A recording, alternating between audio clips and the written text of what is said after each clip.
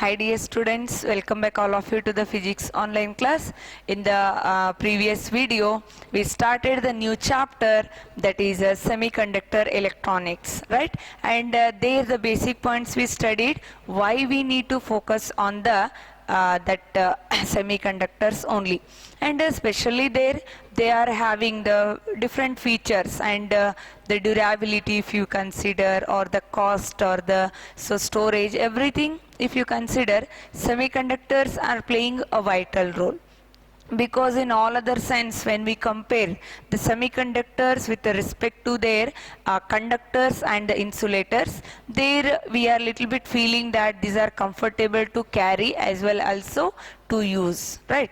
So then next, after that we started to classify the conductors, insulators and the semiconductors based on their resistivity and the conductivity, right? And as we know, conductors will be having high conductivity, right? Conductivity means that a property of the conductors that allows to flow of the more amount of the charges, right? Resistivity means what? That is a property of the material that will oppose to reduce the flow of the electrons or the charge carriers, we can say, right? Then based on the order of the resistivity and the conductivity, we have given the point about conductors. What we found in the conductor, there the low resistivity and the high conductivity is observed, and even there the order also given. The next, in the case of insulators, we came to know that there the resistivity will be high and the conductivity is very small, right? So that are called as the insulators. Then next about the semiconductors. Why we call them semiconductors? Because they shows their properties or the behavior lying between conductors and the insulators. So they are called as the semiconductor. And their also order is depending on their conductivity, means partially they will be having both the properties, right? And later we talked about the valence band.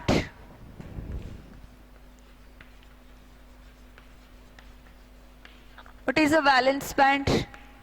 The highest energy band, where the valence electrons are present, or the highest energy band that is due to the valence electrons, we call them as the valence band, isn't it? And see, in the case of the valence band, at a 0 Kelvin, what the possibilities we are finding? The electrons, the band may be completely filled or partially filled. Remember dear students, valence band is at a 0 Kelvin, it is either partially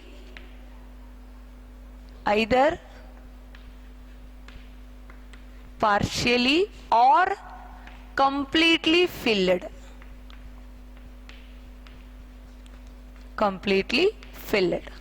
Yes, that is called the valence band. But when we go for the second band, that is the conduction band. Yes, so what is a conduction band?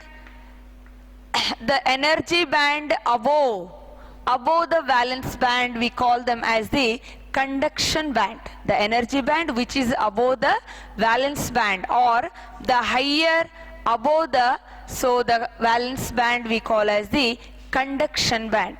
Then what happens at the 0 temperature? At a 0 temperature, remember, or else what we can 0 Kelvin. At 0 Kelvin, remember in the conduction band there is no electron or the charge carriers at all. That means at 0 Kelvin the conduction band is completely empty. It is. Yes, and if you go for the room temperature, at a room temperature,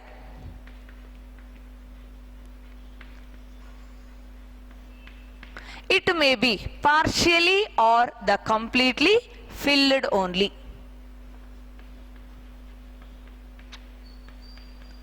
partially or completely filled. Yes, but remember, conduction band is completely empty at the 0 Kelvin. This is one of the most difference we can consider when we are classifying them as conductors, insulators and the semiconductors based on the energy gap here. Okay, then see, we also given one term, that is energy gap. Energy gap, and this energy gap can be represented with the letter Eg here. Okay, and valence band I can shortly write as a Vb, conduction band as a Cb. Okay, then energy gap. What is the energy gap? See, when I draw the diagram for valence band and the conduction band here, right, here is the higher energy level, here is the higher energy level, and here is the lower energy level of the higher band is there. Then between these two we are observing a gap, so that gap we call as the energy, that is energy gap. Energy gap. So that is denoted by Eg here. Then what does it mean? Energy gap means the distance between, or the energy, or the gap between the higher energy level of the valence band and lower energy level of the conduction band is called energy gap. And this can also be called as, this is also known as forbidden gap. It is also called forbidden gap. Am I clear, dear students? Okay, so then based on the value of this energy gap or the forbidden gap, let us classify the materials as a conductors, insulators and the semiconductors now. Yes, so this is important for the point of examination, that is a classification of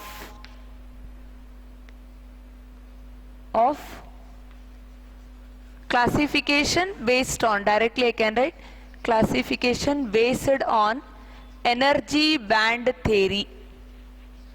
Energy band theory. Yes, then first one conductors, second insulators, and next semiconductors.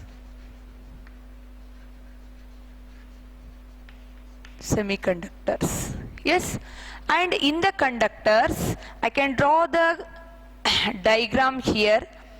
This is our conduction band and this is our valence band. Yes, what you are observing here, both the conduction band and the valence band are overlapped in the case of the conductors. You can see here in the case of the conductors, both conduction band as well as the valence band are overlapped each other. They are overlapped. Then when you come with the insulators, remember here this is a conduction band and this is our valence band. Right? Here there is a large energy gap. That energy gap is greater than 3 electron volt. There is no overlapping between the conduction band and the valence band in the case of the insulators. Then if you go here for the semiconductors, a slight gap we can find, but its value is less than when we compare to the insulators. Yes, yes, this is what the energy gap. This value is almost less than 3 electron volt. Okay, so this is what the first differentiation between the conductors, insulators and semiconductors. You can say there is overlapping between conduction band and valence band. There is a large separation between the conduction and valence band. Then here there is a small separation between conduction and the valence band, right? And second difference, what we can give, conductors are the very good example for the higher thermal as well as the electricity. They are very good for the flow of heat and the electricity. If you come to the insulators, will you pass the electricity through the wood?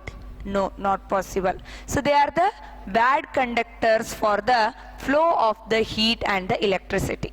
And in the semiconductor, they can partially allow the flow of the heat as well as the charge carriers here. Yes, so that point also we can give, right? And here again, if you come with this, energy gap value is equal to 0 only, because you can see here there is no energy gap. If there is no energy gap, Ez is equal to 0 we can consider. And here energy gap value is greater than 3 electron volt. And you see, if for some of the insulators we can also see that here, for example, diamond. For the diamond, the energy gap value is 7 electron volt. Okay, so that also may be possible. And here energy gap value is less than 3 electron volt. It is less than.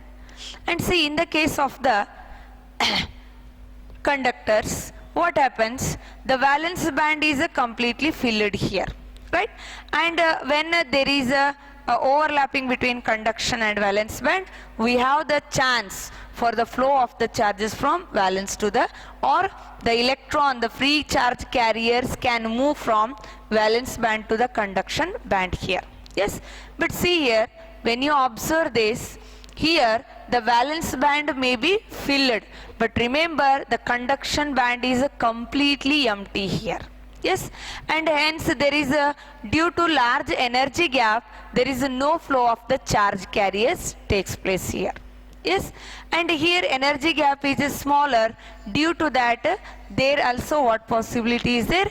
There may be a flow of the few charge carriers will take place. Due to that only they can conduct the electricity. But remember, when the semiconductor need to conduct, there certain cut-in voltage will be there. Yes, so above that voltage only, when that value will be crossed, then only the flow of the charges will take place and they can conduct the electricity. Yes, so I hope the points are clear. This is about the classification based on the energy band theory. Yes, so few 4 differences and a few more if you know that you can add, and it show the diagram that clearly, so that you can carry the full mark here. Yes, so I hope the points are clear. Thank you for watching my videos.